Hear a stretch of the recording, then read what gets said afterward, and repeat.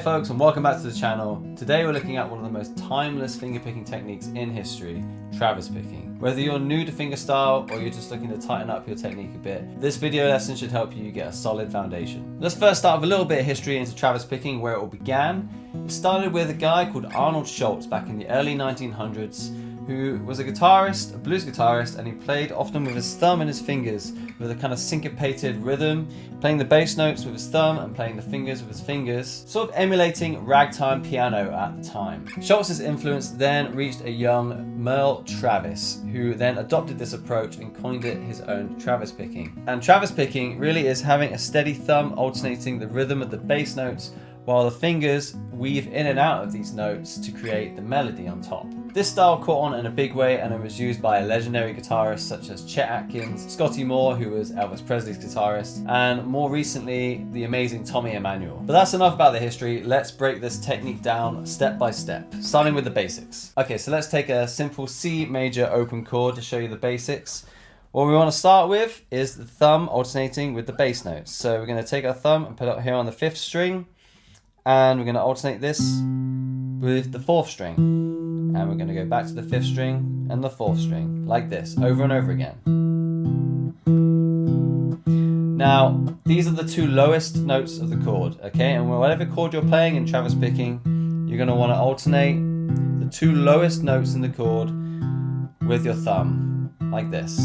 That's step 1. Then step 2, once you feel like that is automatic, you want to introduce your index finger.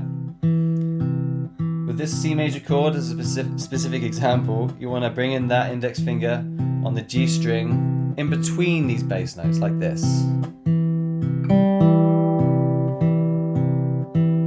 And again. Okay, that's step 2. And remember, we're keeping that thumb alternating those bass notes throughout the whole thing. That is the most important part of Travis picking, in my opinion, is having that steady rhythm.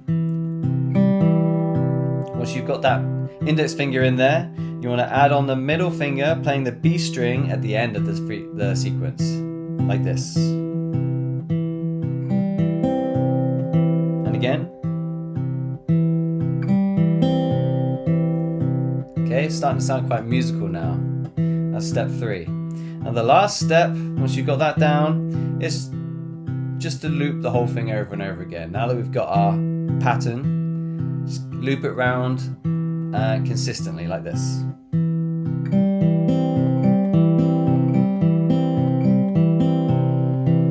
Okay, nice and simple, right? Take it slow as you want in the beginning. And if you can speed it up, then you should, because it sounds great.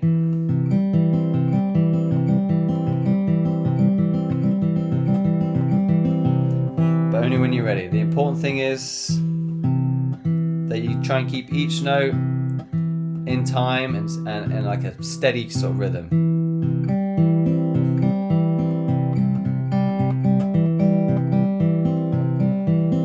Okay. Try this with other 5-string chords just so you get to know what it feels like with some other chord shapes. A minor.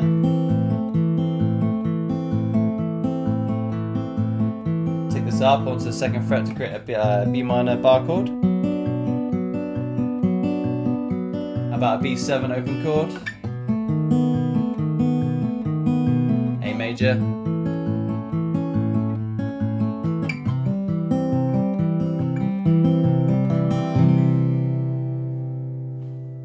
Now let's take this pattern and put it onto a 6-string chord. So let's look at a G major chord. Chooses all 6 strings. This time our lowest notes are on the low string, the low 6th string, and the 4th string, or the low E and the D. And we're just alternating between those 2 notes. A bit more of a jump this time because there's a string in between these two, unlike with the C chord. Okay, but the concept's the same. We're keeping this steady rhythm going on the bass notes, and then introducing index finger on the G string and middle finger on the B string. Here we go.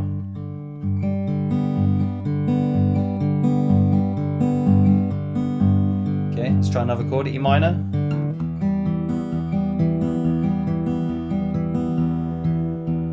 How about the nasty F bar chord, G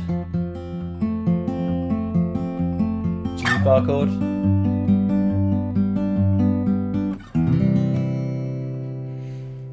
and lastly, don't forget 4-string chords, which is a D chord the majority of the time. This time our bass notes are located on the 4th string and the 3rd string. So we're going to have to just kind of shift our hand down a little bit so we can access our thumb nice and easily on these 2 strings. And this time our index finger is going to play the B string and middle finger on the high E.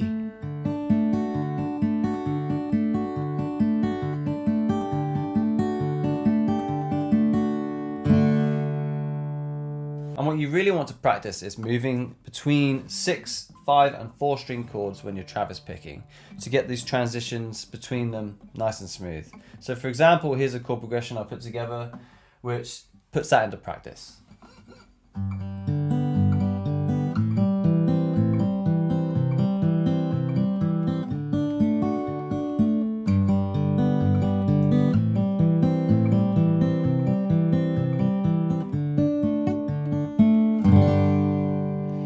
If you noticed, I intentionally left out the last note of the D just to give more time for my middle finger to then transition back to the root note of the G chord, which follows. Okay, let's look at some variations of this Travis picking pattern. So far, we've done what I call the inside out pattern, which really is going from the inside strings, which are kind of these two, the G and the D strings here, to the B string in that order. Inside, out. But we can flip this and we can make an outside in pattern, which, you guessed it, we're going from the outside in. So we're just reversing the order of the B and the G string. Like this. And we're keeping our thumb alternating between these two throughout, no matter what. The difference between these two is very subtle, but it can give a different feel to a song. So let's look at a well-known song. The best one I can think of right now is Fleetwood Mac's Landslide, which uses an inside-out pattern.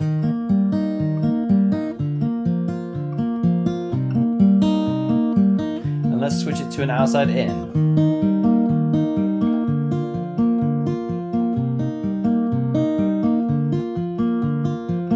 Can you hear that subtle difference there? Inside-out.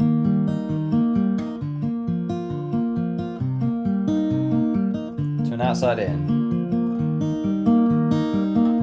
Very subtle. Very subtle change, but it can really give like a whole different feel to the song. There's another variation I want to show you, and that's a pinch Travis hybrid, which I really love, and it's probably one of my favorites. What we're doing here is we're pinching a bass note and a melody note. So using our thumb to pinch, play the 5th string, and our middle finger to play the 2nd string. And we're going to hold this for a little while and then continuing with the Travis picking pattern.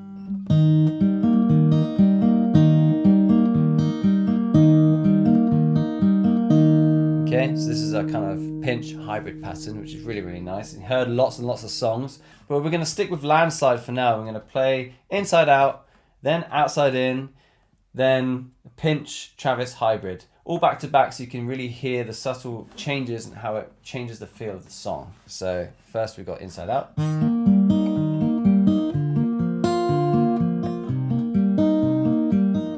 Outside in.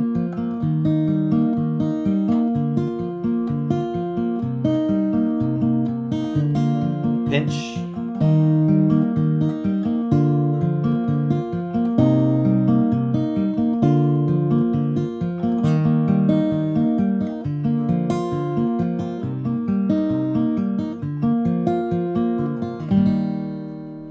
Subtle changes that can really uplift and change the mood of a song. Now what I want you to try and do is a little creative homework, if you will. Come up with your own chord progressions and try these variations of Travis picking out over your chord progressions. So for example, I've come up with one and I'm going to try and put together a little pinch pattern with a little bit of variation in the pace in there. So check this one out.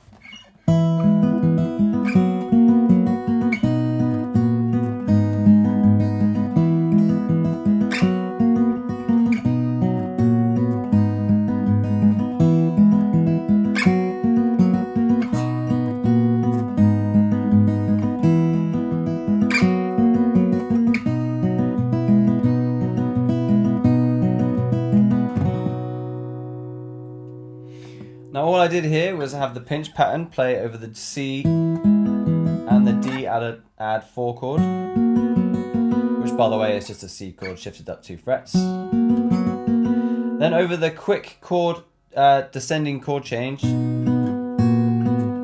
which is G and G of F sharp, E minor.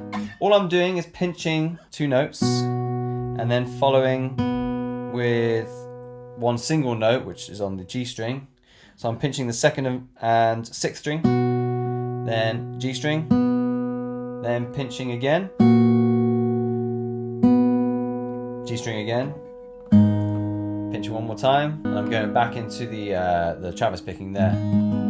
But this subtle change of pace really just kind of switches it up a bit and keeps the pattern a bit fresh and keeps it sounding more interesting, which you've got to do in music sometimes, okay? So don't be afraid to do that kind of stuff.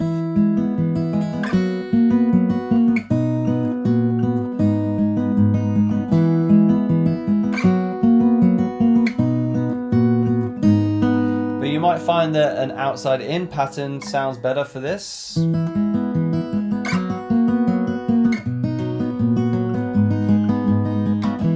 Or an inside out.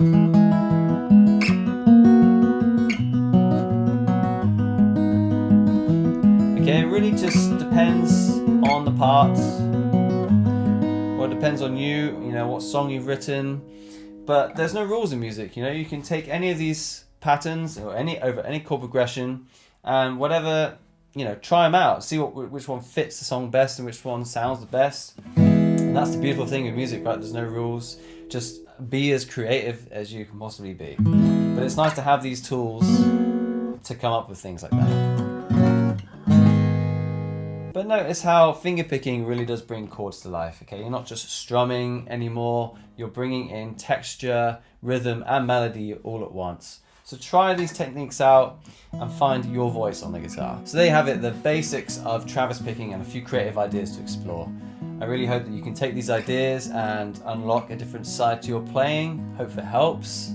If you've enjoyed this lesson, I really hope you have. This is just a small sample of what I have in my Fingerpicking 101 course, which is designed to take beginners to confident fingerpickers with step-by-step instructions, fun play-alongs and practice routines. The link is in the description below the video. If you want to check out another video, then make sure to click on that too. Do let me know in the comments what fingerpicking pattern you enjoyed the most, which ones you're going to be using for your own songs. Thanks again for watching, and I'll catch you guys in another video soon.